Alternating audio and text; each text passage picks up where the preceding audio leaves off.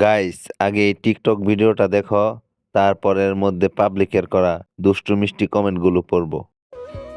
আমি সৎ থাকবো, চাইলে আপনি আমাকে ঠকান, আমার রব আমাকে জিতিয়ে দিবে, পারলে আপনি ঠেকান।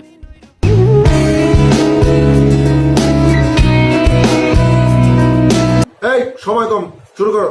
ওর বয়স আমার থেকেও কম, তাও কত বড় ওর মন। মেয়েটাকে নষ্ট করে দিছে। ঠিক বলেছো। সৎ থাকলে কি আর এই বয়সে এই অবস্থা? এত বড় মন। সব ঠিক আছে, কিন্তু গাছ হিসাবে ফলটা বড় হয়েছে, আলহামদুলিল্লাহ।